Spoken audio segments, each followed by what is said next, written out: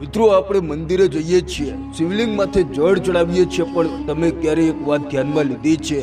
આખી દુનિયામાં 12 જ્યોતિર્લિંગ ગોળ છે, તો પછી આપણા કેદારનાથ બાબાનું શિવલિંગ ગોળ કેમ નથી? એ કેમ ત્રિકોણ છે? શું આ સાચે જ કોઈ પથ્થર છે કે પછી કોઈ બીજી ચીજ વસ્તુનો હિસ્સો છે? અને હું આપને એમ કહું કે આ ત્રિકોણ શિવલિંગનો સીધો તાર મહાભારતના કુરુક્ષેત્ર સાથે જોડાયેલો છે. તો જરીક ઉભા રહો મિત્રો, કેમ કે આ વિડીયોના છેલ્લે જે સત્ય બહાર આવશે એ તમારા રૂવાડા ઉભા કરી દેશે. તમને થશે કે આવડી મોટી વાત આજ સુધી કોઈએ કેમ ના કીધી. આજે હું આપને એ રહસ્ય કહેવા જઈ રહ્યો છું કે જેનો જવાબ તમારી શ્રદ્ધા ને હજી 100 ગણી પાક્કી કરી દેશે. ઉત્તરાખંડના પહાડોમાં જ્યાં હવા પણ ઘડીક પોરો ખાવા ઊભી રહી જાય એવી ઊંચાઈએ બેઠો છે આપણો ઘોડિયો નાથ. દરિયાની સપાટીથી લગભગ 12,000 ફૂટની ઊંચાઈ.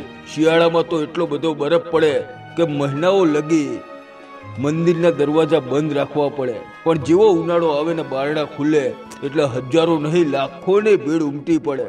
માણસ કલાકો સુધી ચાલી અને ત્યાં જાય, પગના ગોટલા ચડી જાય, શ્વાસ ફૂલવા માંડે.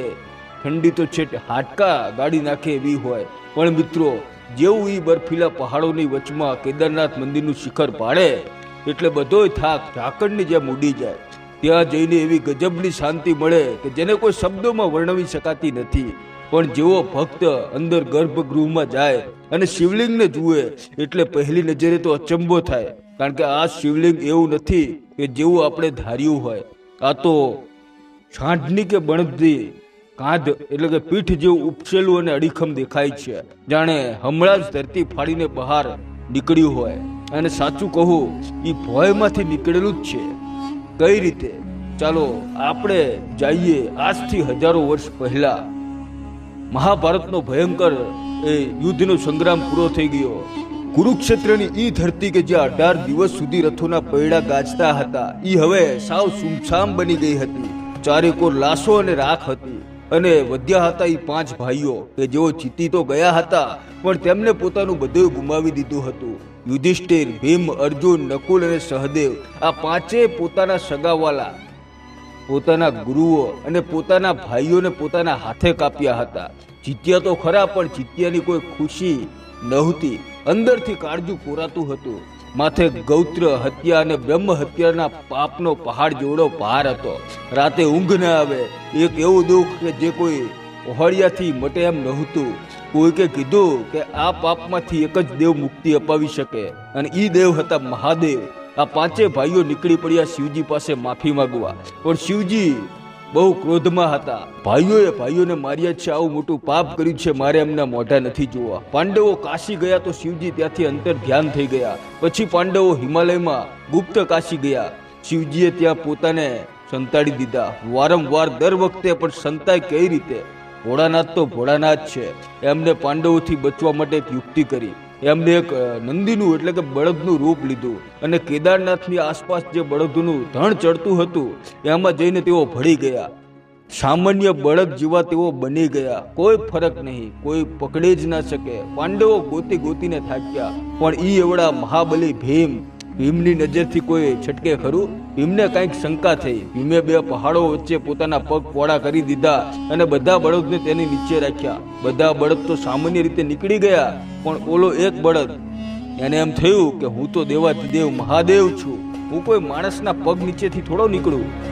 ભીમ સમજી ગયો આ બળદમાં ગજબનો તેજ હતો, એક અલગ જ વજનદાર પણું હતું. ભીમે દોટ મૂકી. ભીમે સીધી જ જઈને બળદને પકડવાની કોશિશ કરી, અને જેવો હાથ અડાડ્યો ત્યાં તો એ બળદ ભોંયમાં સમાવા લાગ્યો. મિત્રો, જે મહાદેવ બળદના સ્વરૂપમાં હતા તેઓ જમીનમાં જવાનું શરૂ કર્યું, પણ ભીમે જીત પકડી. ભીમે છોડ્યા નહીં. પૂરી તાકાતથી તેની કાંધ એટલે કે પીઠ પકડી લીધી. તોય શિવજી રોકાયા નહીં. એ ધીરે ધીરે અંદર સમાતા ગયા. પણ ભીમની ભક્તિ અને પાંડવોનો પસ્તાવો જોઈને મહાદેવનું હૃદય પીગળી ગયું. મિત્રો, શિવે એમને માફ તો કરી દીધા, પણ એ બળદરૂપી શિવજીની જે પીઠ ભીમના હાથમાં રહી ગઈ હતી એ પીઠ ત્યાં જ પથ્થર બની ગઈ કાયમ માટે. આપણી કેદારનાથની પવિત્ર ભૂમિમાં, હા મિત્રો, એ જ પીઠ આજે ત્યાં જ છે, એક ત્રિકોણ શિવલિંગના રૂપમાં. હજારો વર્ષો પછી પણ એવી જ અડીખમ અને અચલ ઊભી છે. મિત્રો, આ જ સૌથી મોટું કારણ છે કે કેદારનાથનું શિવલિંગ ગોળ નથી. પણ બળદની પીઠ જેવું ત્રિકોણ છે. પણ ઊભા રહો મિત્રો, વાત અહીંયા પૂરી થતી નથી. આપના મનમાં સવાલ થશે કે જો ખાલી પેટ કેદારનાથમાં રહી ગઈ તો શિવજીના બળદરૂપી શરીરના બાકીના ભાગ ક્યાં ગયા? તો મિત્રો સાંભળજો, જ્યારે શિવજી જમીનમાં સમાતા હતા ત્યારે તેમના શરીરના બાકીના ભાગો પહાડમાં અલગ અલગ જગ્યાએ જઈને પ્રગટ થયા અને એ પાંચેય જગ્યાઓને ભેગી કરીને બન્યું આપણું યાત્રાધામ પંચ કેદાર. પહેલું કેદારનાથમાં બળદની પીઠ પર પ્રગટ થઈ, બીજું તુંગનાથમાં શિવજીના હાથ એટલે કે ભુજાઓ પ્રગટ થયા, ત્રીજું મધ્ય મહેશ્વરમાં ભગવાનની નાભી એટલે કે ડૂંટી પ્રગટ થઈ, ચોથું કલ્પેશ્વરમાં શિવજીની જટાઓ પ્રગટ થઈ અને પાંચમું રુદ્રનાથમાં ભગવાનનું મુખ પ્રગટ થયું. અને કહેવાય છે કે સંપૂર્ણ મુખ નેપાળના પશુપતિનાથમાં પ્રગટ થયું. વિચાર તો કરો મિત્રો, આ કેવો ચમત્કાર છે! એક જ ભગવાનના અલગ અલગ ભાગ આટલી અલગ અલગ જગ્યાએ ફેલાયેલા છે. મિત્રો, આ ખાલી કોઈ ધર્મ કથા નથી, આ હજારો વર્ષો જૂની એક જીવતી જાગતી વાર્તા છે જે પથ્થરોમાં નહીં પણ આપણા બધાના કાળજામાં જીવે છે. અને 2026ની યાત્રા આ વખતે ખૂબ ખાસ થવાની છે. રસ્તાઓ સારા થઈ ગયા છે, સુવિધા વધી ગઈ છે, પણ એક વસ્તુ ક્યારેય નથી બદલાણી અને એ છે ત્રિકોણ શિવલિંગ, એ શિવની પીઠ, એ વાર્તા અને એ પહાડનો અહેસાસ. મિત્રો, કેદારનાથ એક મંદિર નથી, એક ભક્તિ અને આસ્થાનું કેન્દ્ર જ છે. મિત્રો, આજનો આ વિડીયો આપને કેવો લાગ્યો કોમેન્ટમાં જરૂર જણાવજો. હર હર મહાદેવ. ફરી મળીશું એક નવા વિડીયો સાથે. જય હિન્દ.